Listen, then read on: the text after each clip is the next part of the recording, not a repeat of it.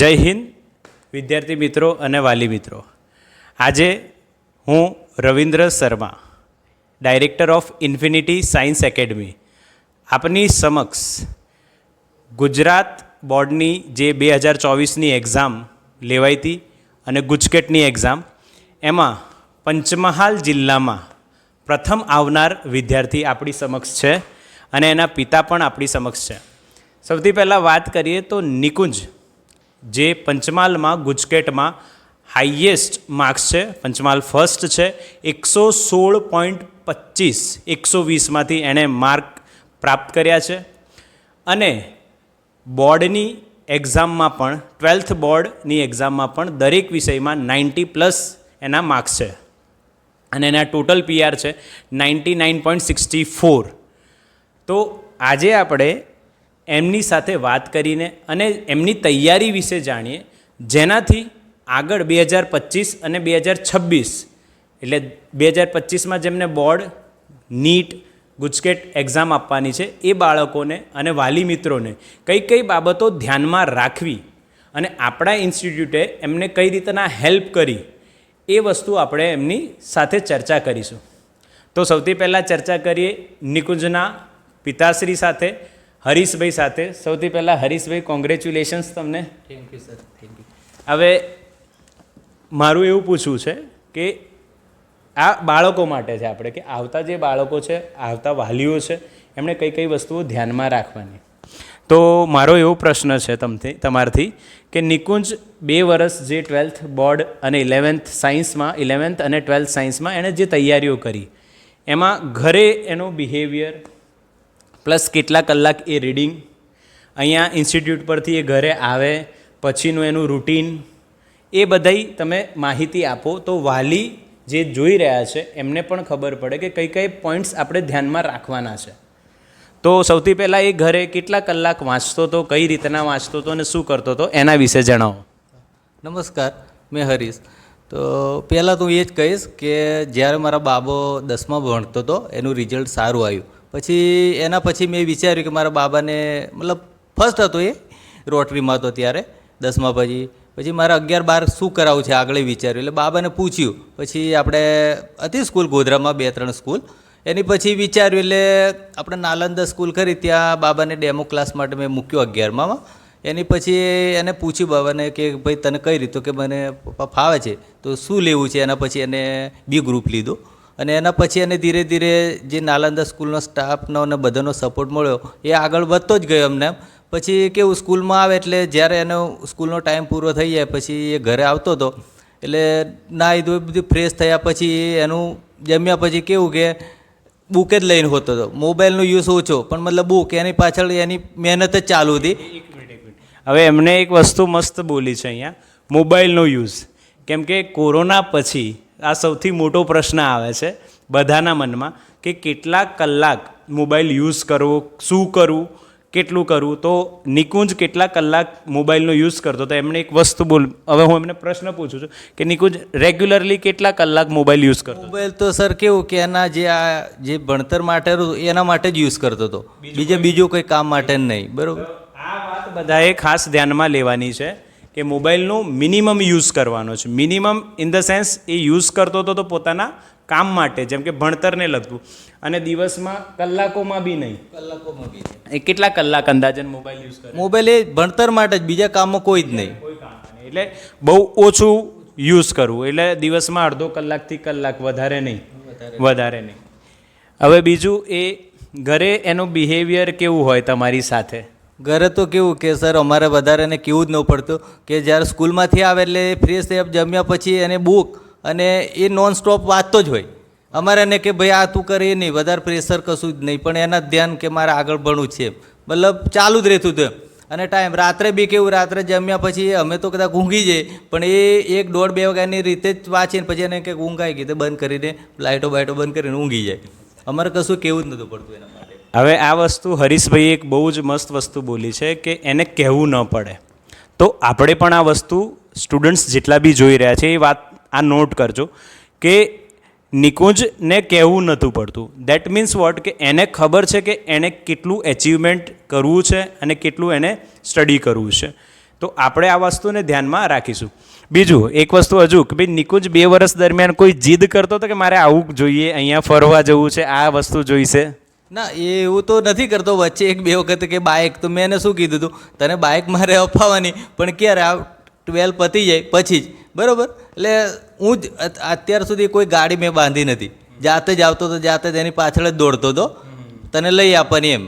હવે આ એક વસ્તુ એમણે કીધી ખાસ કે જેમ નિકુંજ અત્યારે પંચમહાલમાં ટોપર બન્યો છે, ગુજકેટમાં એણે હાઈએસ્ટ માર્ક મળ્યા છે, તો એને ટોપર બનવા પાછળ એના વાલી, હું પણ એમને સતત મળતો હતો, એને મૂકવા આવું, લેવા આવું, એનું કેવું સ્ટડી ચાલી રહ્યું છે, કેટલા માર્ક્સ આવી રહ્યા છે, કન્ટિન્યુઅસલી એમને અપડેટ લીધી છે.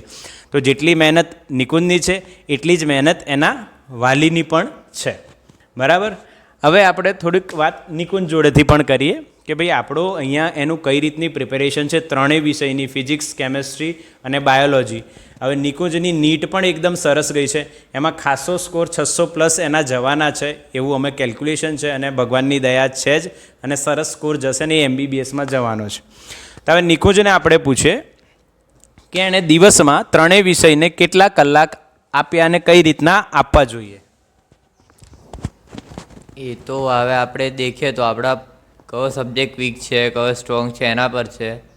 મેં તો વધારે બાયો વાંચતો તો મને સારું લાગતું હતું એટલે, પણ આપણે જે વીક હોય એનામાં વધારે આપવાનો ટાઈમ. ને આમ આપણે કેલ્ક્યુલેશન પર ના જઈએ, આમ કરીએ તો બી 3-4 કલાક તો આપવા જોઈએ. ને રિવિઝન વધારે કરવાનું, જેટલું રિવિઝન વધારે કરીએ એટલું આપણે સારું રિઝલ્ટ આવે ને એટલું યાદ બી રહે. આપણને લાગે કે આપણું યાદ છે, પણ એક્ઝામમાં જલ્દી યાદ આવવા માટે રિવિઝન વધારે કરવું પડે. ને આમ દેખીએ તો બાયો તો આપણે વાંચવું જ પડે, કે બાયોમાં નીટમાં બી વધારે આવે ને આમ આપણે ઇઝી થોડું પડે બાયો. ને બાયોમાં રીડિંગ જ વધારે હોવું જોઈએ. ફિઝિક્સમાં પ્રેક્ટિસ બી કરવી પડે, સમ્સ બી સોલ્વ કરવા પડે, એ કેલ્ક્યુલેશન બી કરવી પડે, કેમ કે નીટમાં બી હવે કેલ્ક્યુલેશન આવે છે, એકદમ ડાયરેક્ટ નહીં થઈ જતું બધું. ને કેમેસ્ટ્રીમાં બી વાંચવું પડે ને કેલ્ક્યુલેશન વાળું બી આવે એમાં બી.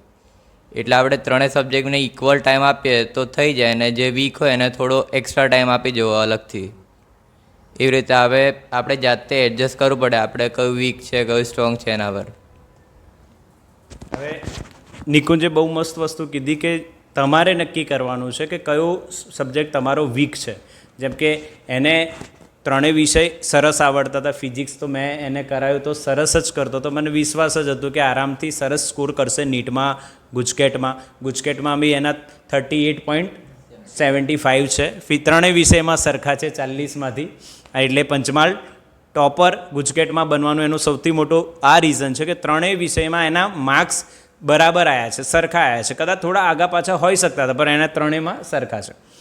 હવે બીજું, નીટ માટે ખાસ એક વસ્તુ એને હું પૂછું છું કે અમે છેલ્લા મહિનામાં રેગ્યુલરલી 2 વર્ષ માટે નીટની તૈયારી તો આપણે કરાવી છે, એક્સ્ટ્રા ક્લાસીસ બી કરાયા છે, સન્ડે ટુ સન્ડે કરાયા છે ને, પણ છેલ્લા મહિનાની ખાસ, કેમ કે બાળકો જનરલી છેલ્લા મહિનામાં ક્રેશ કોર્સ કરવા જતા રહે છે, ક્યાંક એમ કે બીજે ક્યાંક જતા રહીએ ને આ જગ્યાએ જતા, બરોડા જતા રહ્યા, અમદાવાદ જતા રહ્યા.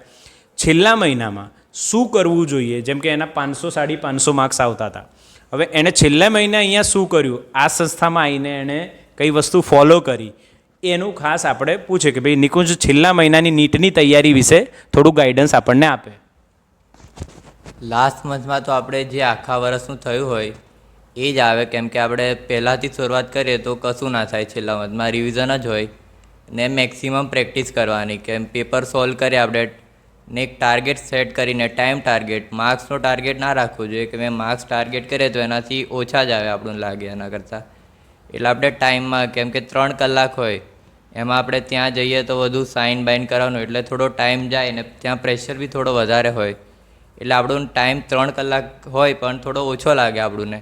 એટલે આપણે પહેલાંથી પ્રેક્ટિસ રાખીએ કે થોડો ટાઈમ ઓછો જ લઈએ પહેલાંથી. 3 કલાક આખા લઈએ એના કરતાં થોડો 20-25 મિનિટ પહેલાં પતાવવાનું ટ્રાય કરીએ. ને સ્પીડ સાથે લાસ્ટ મંથમાં આપણે જેટલા પેપર સોલ્વ કરીએ, ટેસ્ટ સિરીઝના છે, અલગ અલગ ઇન્સ્ટિટ્યૂટના છે, પછી ઘરે બી બીજા આપણે બુક્સ હોય એમાંથી બી કરીએ. ને PYQ મેક્સિમમ લાસ્ટ મંથમાં બી કરવાના, કેમ કે એમાંથી જ અડધા ક્વેશ્ચન તો હોય છે. ને એક બીજું ક્વેશ્ચન કે છેલ્લા મહિનામાં અહીંયા આપણે આઈને સ્કૂલ પર કેટલા ટેસ્ટ આપ્યા? રોજ ટેસ્ટ આપતા હતા? હા, રોજ છેલ્લા 10-15 દિવસમાં તો બે ટેસ્ટ આપતા હતા આ અમે. ખાસ નોંધ કરજો કેમ કે એનો સ્કોર 600 પ્લસ છે જ નીટમાં અને ગુજકેટમાં એ ફર્સ્ટ છે. તો નીટ માટે છેલ્લા મહિનામાં રોજ 15 દિવસ જે બચ્યા હતા એમાં રોજ કેટલા બે ટેસ્ટ આપતા, બે ટેસ્ટ આપતા અને અહીંયા એના ડાઉટ પણ આપણે સોલ્વ થઈ જતા. એટલે આ વસ્તુ ખાસ ધ્યાન આપી કે ટેસ્ટ જેટલા તમે પ્રેક્ટિસ કરશો 720 માર્ક્સના નીટમાં એટલું બેનિફિટ રહેશે. બીજો એક ક્વેશ્ચન એવો હતો કે આવતા જે 2025માં આપવાના છે, હવે એમનું 11th તો પતી ગયું, હવે 12thમાં એમણે 11thનું રિવિઝન કરવું કે નહીં કરવું એક બહુ મોટો પ્રશ્ન હોય કે ભાઈ 12th વાળા જે અત્યારે છે એમને એવું ક્વેશ્ચન્સ હોય કે એ લોકો રિવિઝન કઈ રીતના 11thનું કરે, એના વિશે થોડું ગાઈડન્સ આપણે લઈએ. પહેલાં તો જે આપણે સ્કૂલમાં ભણાવીએ છીએ એ પહેલાં પૂરું કરી દેવાનું, પછી ટાઈમ બચે તમારી પાસે તો કરવાનું, નહીં તો એટલું પ્રેશર નહીં લેવાનું 11thનું. પછી થોડું કરીએ તો સારું. અમારે તો વચ્ચે ટેસ્ટ સિરીઝ લીધી હતી એટલે વચ્ચે થઈ ગયું હતું એકવાર રિવિઝન ને છેલ્લા બી કરાવી દીધું હતું 11th, કેમ કે 12th તો આપણે બોર્ડ્સ પતાવ્યું એટલે આવડતું જ હોય એટલે 12thનું ઘરે જાતે કર્યું હતું ને 11th તો સરે કરાવી દીધું હતું આખું. એટલે 11th 2-3 વાર રિવિઝન થઈ જાય ને બીજું થોડું જાતે કરીએ તો સારું પડે ને બાયો બી છેલ્લે વાંચે તો બી સારું પડે ને વચ્ચે એક ચેપ્ટર વાંચતું રહેવાનું એટલે થોડું માઇન્ડમાં રહે આન્સર. તો અહીંયા નિકુંજે આપણને સરસ ગાઈડન્સ આપ્યું કે વચ્ચે તમે રિવિઝન કરતા રહો, ટીચર્સ તમને અહીંયા સપોર્ટ કરશે, આપણી એકેડમીમાં અહીંયા તમને ફૂલ ઓન સપોર્ટ મળશે. બટ સાથે સાથે તમે કેટલા ટેસ્ટ પેપર આપો છો, કેટલા અવર્સનું રીડિંગ કરવું જોઈએ, જેમ કે એણે એમના હરીશભાઈએ એવું કીધું કે એનું ભણવાનું જ કામ કરતો હતો કે એને ફિક્સ જ હતું કે નીટ અમારે અને અમારી ક્લાસમાં પણ ઘણી ચર્ચાઓ થાય, કોમ્પિટિશન થાય કે ભાઈ આટલું કોણ સ્કોર કરશે, 150+ ફિઝિક્સમાં કોણ જશે. તો એ ખાસ તમને ધ્યાન રાખવાની વાત છે. હવે આપણે આ ઇન્ટરવ્યૂને અહીંયા એન્ડ કરીએ છીએ અને આપણે ફરી એકવાર નિકુંજને કોંગ્રેચ્યુલેશન કરીએ છીએ અને હરીશભાઈને પણ કોંગ્રેચ્યુલેશન કરીએ. એક મિનિટ સ્કૂલનો ખૂબ ખૂબ આભાર માનું છું અને જે આ સર સ્ટાફનો એમને સપોર્ટ મળ્યો અને આજે મારા બાબાને રિઝલ્ટ બી સારું આવ્યું છે એ બદલ આભાર. ને પહેલેથી આ લોકોની મહેનત જ છે. હું કન્ફ્યુઝ તો હતો પહેલાં કે એને કઈ મૂકો, પણ મને લાગ્યું કે નાલંદા સ્કૂલ જ સારી છે એટલે ત્યાં મૂક્યું. એના પછી એનું રિઝલ્ટ સારું ગયું ને નીટ બેટનું એ આ લોકો 32 દિવસ મતલબ ટેસ્ટ ચાલુ જ રહેતા હતો એટલે એમાં હું ધ્યાન ખાલી એટલું જ રાખતો કે બાબા કેટલા આવ્યા, તો કે 550 છે સર, આમાં કેમ આટલું ઓછું, આમાં કેટલું, એટલું જ ખાલી પૂછતો હતો. એ એનું આગળ ચાલતું જ ગયું સર અને અત્યારે બી એને નીટની એક્ઝામ આપી તો સારો સ્કોર બને છે અને આગળ વધે એવી શુભેચ્છા માનું. અમારા પણ એવી જ ભગવાનથી પ્રાર્થના છે કે સરસ લગભગ બીજે મેડિકલ કોલેજમાં આપણને એડમિશન મળી જશે અને એ ભગવાનની દયા છે, સરસ સ્કોર જવાનો છે. ચલો, થેન્ક યુ.